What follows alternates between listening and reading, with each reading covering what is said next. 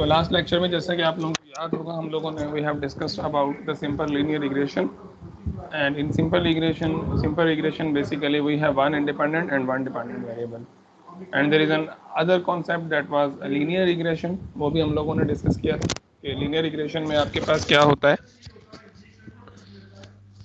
ये दोनों कॉन्सेप्ट्स हम लोगों ने डिस्कस किए थे, and at the last we were at the problem 13.1 that is income of some family and food expenditure of 7 households. तो ये वाला एग्जांपल जो था हम लोगों ने लास्ट लेक्चर में किया था, और उसका लेक्चर जो है वो भी मैं अपलोड कर चुका हूँ कि आई होप कि आप लोगों ने वो वीडियो या क्लास अगर अटेंड नहीं की थी, क्योंकि काफ़ी स्टूडेंट्स के मैसेज थे कि किसी के पास इंटरनेट का इशू था, किसी की तबीयत ख़राब थी, there was a lot of problem, I have a lot of message regarding attendance.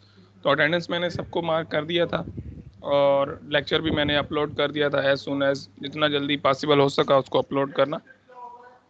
तो आई होप कि आपने वो लेक्चर को रिव्यू ज़रूर कर लिया होगा, और आज के लेक्चर में देखते हैं कि हमारे पास क्या मिल जाता है हमें स्टडी के लिए। ये लास्ट लेक्चर में हम लोगों ने प्लाट्स वगैरह बनाना और ये सारा कुछ जो था वो सारे डिस्कशंस जो हैं वो हम ऑलरेडी कर चुके हैं,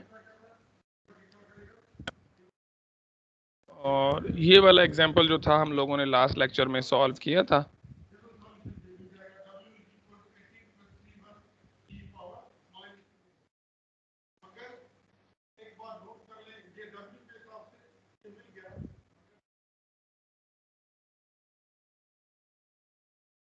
तो ये रह रही थी उसमें interpretation of A and B, जो लास्ट लेक्चर में हम लोगों ने एग्जांपल किया था, अगर आपको याद हो तो उसमें बेसिकली हम लोगों ने दो वैल्यूज फाइंड की थी।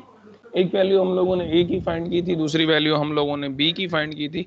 तो बेसिकली अब उनकी इंटरप्रिटेशन है, क्योंकि मैं आपके साथ पहले भी काफ़ी दफ़ा ये चीज़ डिस्कस कर चुका हूँ कि स्टैटिस्टिक्स में जो रिजल्ट्स बनाना होता है वो इतना यानी कि नहीं होता जितना उसके रिजल्ट्स की जो इंटरप्रिटेशन है। यानी कि जब आप रिजल्ट्स को इंटरप्रेट करेंगे तो सबसे जो इम्पोर्टेंट होता है वो बेसिकली स्टैटिस्टिक्स में आपका इंटरप्रिटेशन ऑफ रिजल्ट्स होता है। यानी कि जब आप इंटरप्रिटेशन करते हैं वो सबसे इम्पोर्टेंट होता है कि आप अपने रिजल्ट्स को किस तरह से जो है वो इंटरप्रेट करते हैं। So interpretation of B basically what is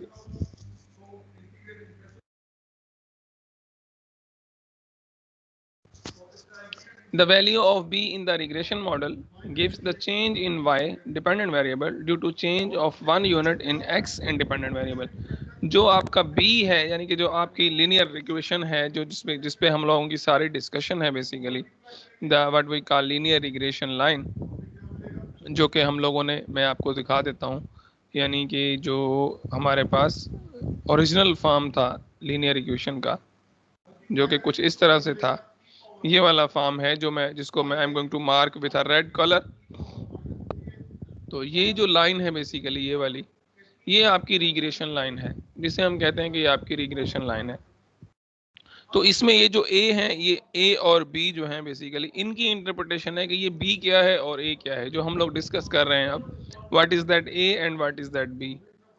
और ये जो बी है आपका, ये बी जो है बेसिकली इसको हम इन कैलकुलस स्लोप कहते हैं, लेकिन in terms of linear regression the value of B gives the change in Y with respect to change in X. यानी कि अगर आप बी जो है वो चेंज इन वाई है, चेंज इन एक्स है, क्योंकि ये बी जो आपका है वो बेसिकली यहाँ पे स्लोप का काम कर रहा है, the ratio of rise over run.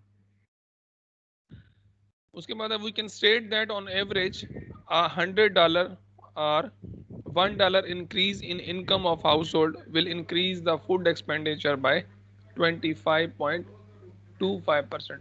like अगर हम लोगों को एवरेज वैल्यू चाहिए, फॉर एग्जांपल यहाँ पे जो हमारे पास इक्वेशन मिली है, इस इक्वेशन में जो हमने इक्वेशन बनाई है ये वाली, जो सिंपल रिग्रेशन एनालिसिस की, क्योंकि जो x जो है वो आपकी इनकम है, यहाँ पे x जो है basically this is your income, ये किसी फैमिली की इनकम है, and obviously y are the expenses are expenditures. For example अगर आप $1 जो है आपकी इनकम है, तो आपका विथ रिस्पेक्ट टू दैट $1 आपके एक्सपेंसेस कितने होंगे, वो आप सिंपली यहाँ पे अगर x की जगह पे 1 पुट करेंगे तो आपको उसके अगेंस्ट जो है वो आपके एक्सपेंसेस जो हैं वो मिल जाएंगे। लाइक अगर आप $2 अर्निंग कर रहे हैं, तो अगर आप यहाँ पे $2 अर्निंग कर रहे हैं, तो अगर आप 2 यहाँ पे पुट करेंगे, तो अगेंस्ट दिस 2 आपको यहाँ पे इसके जो एक्सपेंडिचर्स हैं आपकी उस पूरी फैमिली के, जिसको हम एनालाइज कर रहे हैं, तो वो आपको मिल जाएंगे। और फॉर एग्जांपल एक और मज़ेदार चीज़ मैं आप लोगों को यहाँ पे दिखा देता हूँ। फॉर एग्जांपल जो इनकम वेरिएबल है इस टेबल में जो गिवन है यहाँ पे, इसमें डिफरेंट वैल्यूज़ हैं। फॉर एग्जांपल अगर मैं इंटरेस्टेड हूँ कि इस अगर मेरी इनकम फॉर एग्जांपल इस फैमिली की इनकम अगर यहाँ पे देखें $70 नहीं है, लाइक अगर कोई जानना चाह रहा है कि अगर मैं जो रिजल्ट्स आपके पास इनकम मिली है उनके लिए तो आउटपुट ऑलरेडी गिवन है, लेकिन अगर कोई जानना चाह रहा है कि वो $70 अगर उसकी इनकम है, तो उसके इस जो मॉडल उसका चल रहा है, जो मॉडल हमने एनालाइज किया है, जो हम लोगों ने उसका मॉडल बनाया है, अकॉर्डिंग टू दैट मॉडल उसके जो एक्सपेंसेस हैं वो कितने होंगे। तो आप क्या करेंगे, simple, you just have to put 8x is equal to 70 in the equation and you will get that results. तो ये थी इंटरप्रिटेशन ऑफ बी के लिए। Similarly if you are interested to interpret of A, consider a household with zero income using the estimated regression line is obtained in A। यानी अगर कोई कोई family, ये फैमिली अगर जिस फैमिली की हम बात अभी कर रहे हैं, जिसके लिए हम लोग ये प्रॉब्लम को सॉल्व कर रहे हैं, अगर इस फैमिली की जो इनकम है फॉर एग्जांपल अगर जीरो है, यानी कि उसके पास कोई इनकम नहीं है, इनकम है ही नहीं, there is no income, for example it is zero, तो भी उसके जो एक्सपेंसेस हैं वो कितने आएंगे, वो आएंगे $1.5 इन हंड्रेड है। बेसिकली ये जो यूनिट है ये 100 है, मतलब ये है 100, 1.5 मल्टीप्लाई बाय 100, तो इतने एक्सपेंसेस उसके आएंगे। तो thus we can state that a household with no income expected to spend $150, क्योंकि मैंने यहाँ पे 1.50 को 100 से मल्टीप्लाई कर दिया, क्योंकि यहाँ पे यूनिट है वो $100 है। The regression line is valid only for the value of x between 33 and 83, यानी 33 और 83 के दरमियान आप कोई भी वैल्यू जो है वो इस लाइन में x की कोई भी वैल्यू, यानी कि ये आपके पास इंटरवल है, you have infinite many values, और आप इस इक्वेशन में x की जगह पे कोई भी वैल्यू पुट करके कोई भी वैल्यू जो है वो आप फाइंड कर सकते हैं, एक्सपेक्टेड वैल्यू। तो ये थी आपकी interpretation of A and B. I hope कि आप लोगों को ये क्लियर हो गया होगा, समझ में जरूर आ गया होगा।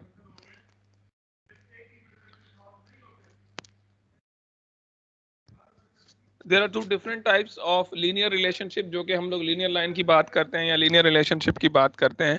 तो यहाँ पे आपके पास दो जो चीज़ें हैं वो आपको मिल जाती हैं। एक तो ये है कि आपके पास जो रिग्रेशन है वो पॉजिटिव होगी, और दूसरी जो है वो नेगेटिव लीनियर रिग्रेशन होगी या लीनियर रिलेशनशिप होगा। तो what does mean by positive and what does mean by negative, तो उसको भी डिस्कस कर लेते हैं हम लोग।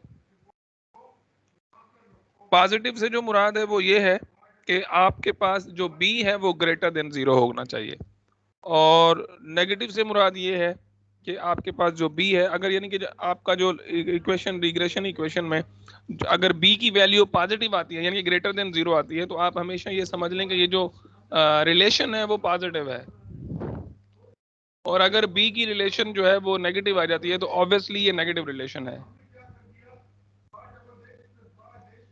तो ये थी इसकी इंटरप्रिटेशन आपकी।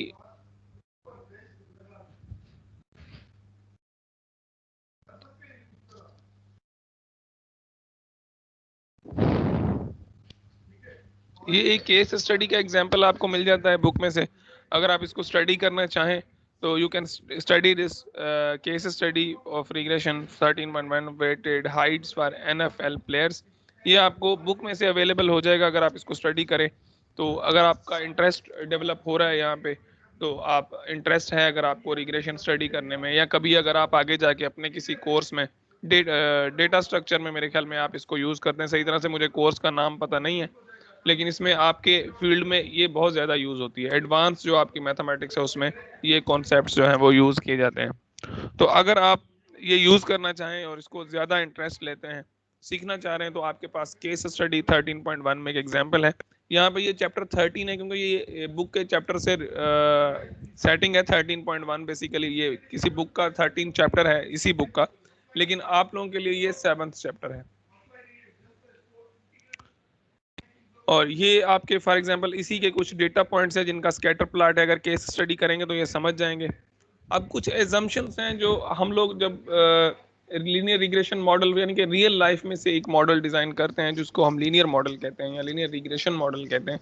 तो जब भी आप ये लॉ होता है कि जब भी आप लोग फिजिकल लाइफ में से मॉडल बनाते हैं तो सबसे पहले आपकी थ्योरेटिकल कॉन्सेप्ट या फिजिकल लाइफ होती है, फिर उस मॉडल पे एजम्पशंस होती हैं। एजम्पशंस का मतलब है कुछ उसके बारे में हम कुछ चीज़ें हम लेते हैं। अगर आप बिल्कुल ये चाह रहे हैं कि हम बिल्कुल रियल लाइफ को चेंज कर लें इन टर्म्स ऑफ मैथमेटिकल मॉडल, तो ऐसा पॉसिबल नहीं होता।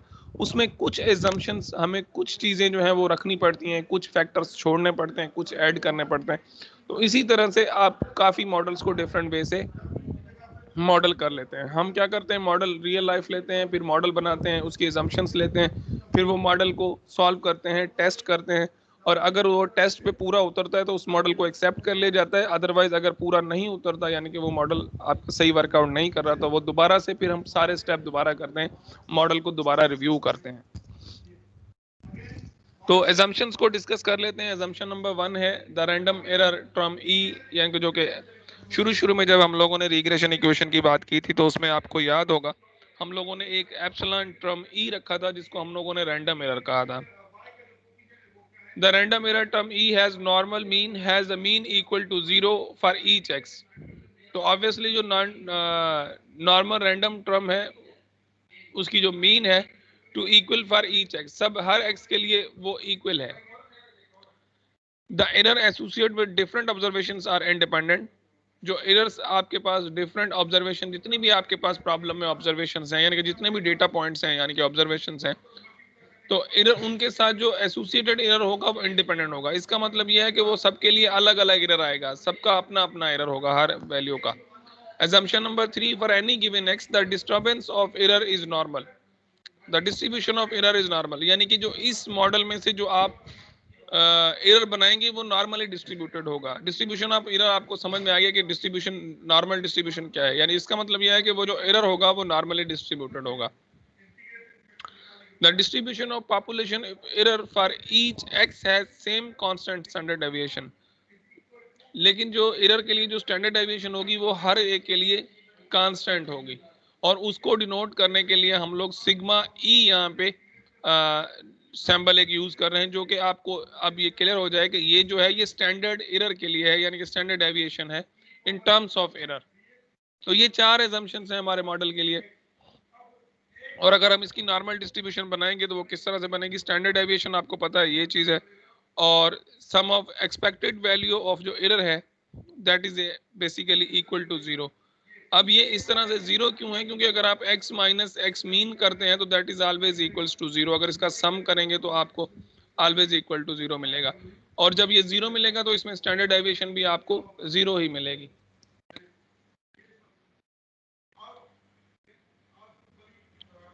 ये इंटरप्रिटेशन है आपकी disturbance of error and the population regression line. ये आपका जो एरर है उसकी ये वाली जो वैल्यू है ये आपकी मीन पॉइंट है, और ये जो शेप है आपके बेसिकली ये स्टैंडर्ड डेविएशन ऑफ एरर्स हैं, यानी कि ये ओरिजिनल डेटा पॉइंट होगा, ये अप्रोक्सीमेटेड डेटा पॉइंट में से आपके पास जो भी एरर्स हैं कि कहाँ पे डिस्ट्रीब्यूट हो रहे हैं वो है। इस तरह का आप अभी भी हम लोगों ने डिस्कस किया कि अगर लीनियर रिग्रेशन होगी, नॉन लीनियर से मुराद है कि आपकी स्ट्रेट लाइन नहीं होगी। अगर आपके पास इस तरह की रिग्रेशन प्लॉट्स आपको मिल रहे हैं तो ऑब्वियसली यहाँ पे ये जो रिलेशनशिप है ये नॉन लीनियर रिलेशन है, लीनियर नहीं है, ये भी नॉन लीनियर है। हाँ, अगर ये बिल्कुल इस तरह से स्ट्रेट लाइन में होते सारे के सारे, जिस तरह से मैं रेड के साथ नीचे बना रहा हूँ, अगर ये पॉइंट्स इस तरह से स्ट्रेट लाइन में होते तो you can say that this is linear relationship, और अगर ये स्ट्रेट लाइन में नहीं है तो obviously they are non linear relation. Standard deviation of errors and coefficient of determination of R, basically coefficient of determination of R जो है यहाँ पे R स्क्वायर भी हम इसको कहते हैं, R भी कहते हैं। ये बेसिकली हम लोग किस लिए कैलकुलेट करते हैं या किस तरह से कैलकुलेट करते हैं, ये हमें एसोसिएशन बताता है कि कितनी एसोसिएशन है। डिग्री ऑफ फ्रीडम को हम लोग बाद में डिस्कस करेंगे, लेकिन पहले हम लोग कोफिशिएंट ऑफ डिटर्मिनेशन को डिस्कस कर रहे हैं। तो ये चीज़ जो है वो हमें बताती है कि दो चीज़ों का जो आपस में रिलेशन है, यानी कि जो डिपेंडेंट और इंडिपेंडेंट का जो रिलेशन है वो कितना स्ट्रांग है आपस में, यानी कि किस तरह से जो चीज़ें हैं ये वर्कआउट कर रही हैं। तो ये भी हम लोग सीखेंगे, इसको डिस्कस करेंगे। तो degree of freedom for a simple regression model, the degree of freedom for a simple regression model are n-2। यानी कि जो डिग्री ऑफ फ्रीडम होती है, जो डिग्री ऑफ फ्रीडम हम लोग लेते हैं, यानी कि अगर आपके पास टोटल डेटा पॉइंट्स जो हैं वो 10 है, तो डिग्री ऑफ फ्रीडम जो होगी, डिग्री ऑफ फ्रीडम बेसिकली हम लोग जो फार्मूला में ये टर्म यूज करते हैं डिग्री ऑफ फ्रीडम, तो 10 में से 2 को माइनस कर देंगे तो डिग्री ऑफ फ्रीडम जो होगी वो हमारी क्या होगी, 8 होगी। यानी कि अगर किसी ऑब्जर्वेशन में 10 ऑब्जर्वेशन हैं किसी प्रॉब्लम में, तो आप उसकी डिग्री ऑफ फ्रीडम जो लेंगे वो n-2 लेंगे।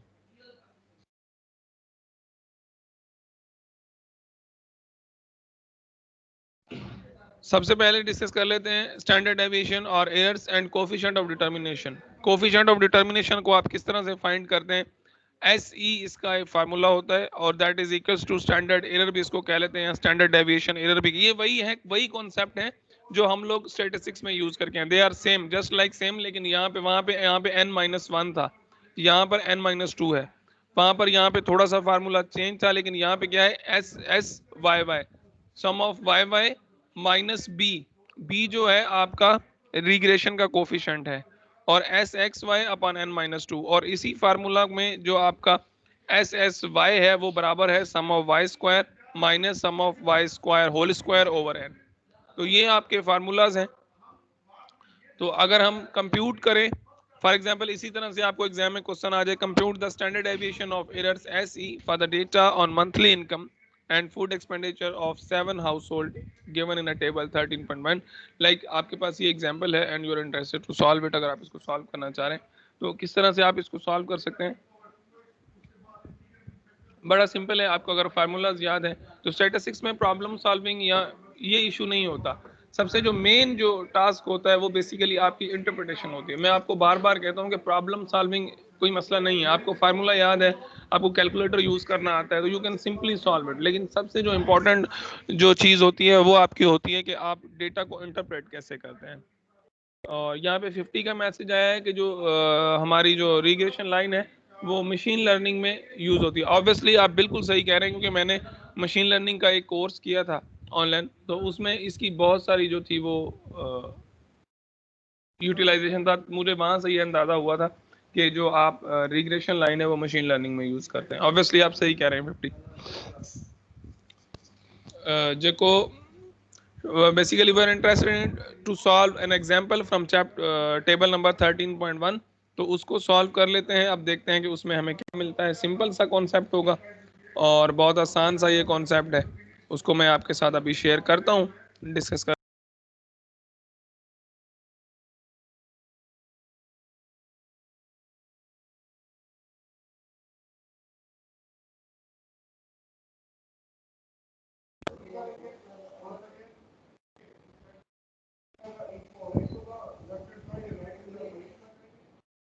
चलेंगे तो एग्जाम्पल सॉल्व करते हैं। आज के लिए पर यहाँ पे वाइंड अप करेंगे। आज लास्ट लेक्चर है, बाकी सिर्फ जो है वो इस चैप्टर में एक या दो चीज़ें रह जाएंगी। वो इंशाल्लाह आपको सैटरडे या संडे पे एक लेक्चर जो है वो रिकॉर्डेड आपको मिल जाएगा, उसको स्टडी कर लीजिएगा। और अगर आपको कोई भी फॉर एग्जांपल अगर आपको प्रॉब्लम हो रही है, कोई चीज़ समझ में नहीं आई या कोई लेक्चर जो है वो समझ में नहीं आया, तो आप डेट के बाद भी मीटिंग रख सकते हैं, पूरी क्लास मिल के। अगर आप चाहें तो कोई मसला नहीं है। आप अगर बाद में डिस्कशन रखना चाहें किसी दिन, 8 दिन या हफ्ते के बाद की जो जो चीज़ें आपको समझ में नहीं आ रही, तो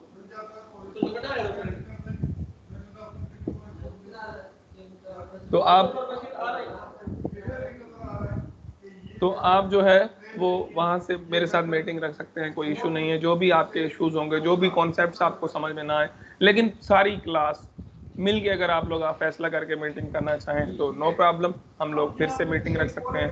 अदरवाइज आज का जो लेक्चर है वो मेरे ख्याल में हमारा फिजिकल यानी कि जो ऑनलाइन होगा इंटरेक्टिव लेक्चर आज का लास्ट होगा।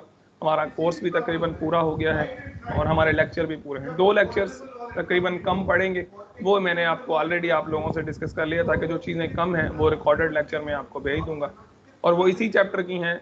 2-3 कॉन्सेप्ट बच जाएंगे, वो बहुत सिंपल से हैं, वो मैं बिल्कुल डिटेल में बना के अपलोड कर दूंगा। बहरहाल चलें ये एग्जाम्पल कर लेते हैं। 13.1 basically we are interested to find जो स्टैंडर्ड एरर है वो हम लोगों ने फाइंड करना है। यहाँ से स्टैंडर्ड एरर को फाइंड करने के लिए आप लोगों को पास एक्स इनकम है आपकी, वाई जो है वो फूड एक्सपेंडिचर्स हैं, यानी कि ये गिवन है। सबसे पहले फार्मूला में हमें वाई स्क्वायर चाहिए, तो उसका स्क्वायर करके आप सम कर लें। और सम ऑफ वाई चाहिए उसको सम कर लें, सम ऑफ एक्स चाहिए आप उसको सम कर लें। उसके बाद simply you have to put all the data points in the formula. ये स्लाइड्स पे सॉल्व है, बिल्कुल बिल्कुल क्लियर सॉल्व है, इसमें कुछ भी कंफ्यूजन वाली बात नहीं है। सारी वैल्यूज उठा के आप फार्मूला में रखेंगे, जो स्टैंडर्ड एरर होगा, जो एरर की डेविएशन होगी वो ये आ जाएगी। This is what we call standard error. जो एरर है बेसिकली हमारे पास, यानी कि ये एरर हैं क्या, जो एवरेज एरर आ रही है। फॉर एग्जाम्पल आपने जो स्कैटर डायग्राम बनाया था इस तरह से, ये वाला, तो ये स्ट्रेट लाइन थी आपकी। बेसिकली जो स्टैंडर्ड एरर है, जो डेविएशन है, बेसिकली ये ओरिजिनल डेटा पॉइंट से ये जो डिफरेंस है, ये आपके जो है वो स्टैंडर्ड एरर्स हैं। तो ये हम लोगों ने कंप्यूट कर लिए। अब coefficient of determination of R, ये वाला और ये वाला टेबल और ये सारा जो एक फार्मूला है, ये मैं 13.2 तक मैं जो है सिर्फ यहाँ तक जो है ये 13.6, 13.7, 13.4 तक सेक्शन जो है, इसमें से मैं आपको एक लेक्चर जो है वो रिकॉर्डेड भेजूंगा, वो आप जरूर देखिएगा, जिनमें हम लोग डिस्कस करेंगे लीनियर कोरिलेशन कोफिशिएंट को पढ़ेंगे। ये चीज़, ये वाला टॉपिक हमने करना है एक, और उसके बाद जो है आपका ये वाला सेक्शन नहीं है और ये भी नहीं है, बस सिर्फ आपका जो है ये वाला एक सेक्शन है जो मैंने टिक किया है। ये वाला जो सेक्शन है आपका लीनियर कोरिलेशन कोफिशिएंट, ये वाला टॉपिक हमारा रहता है। अब जो रिकॉर्डेड लेक्चर होगा वो सिर्फ इस पे होगा।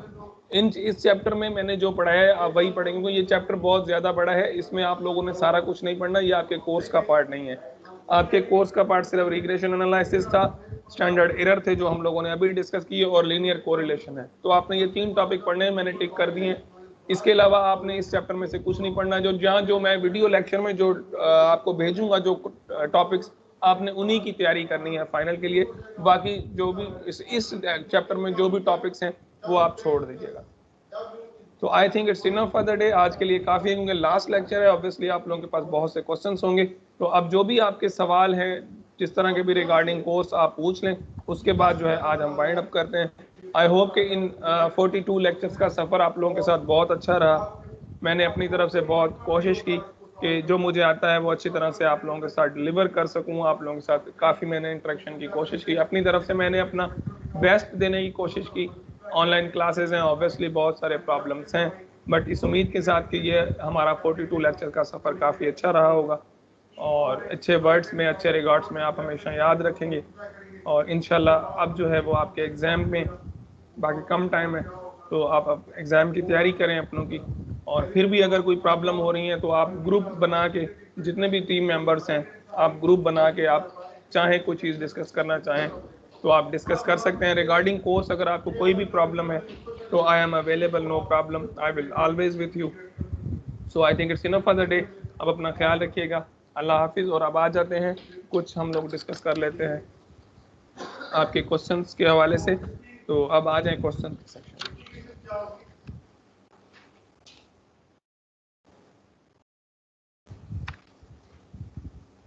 एक मिनट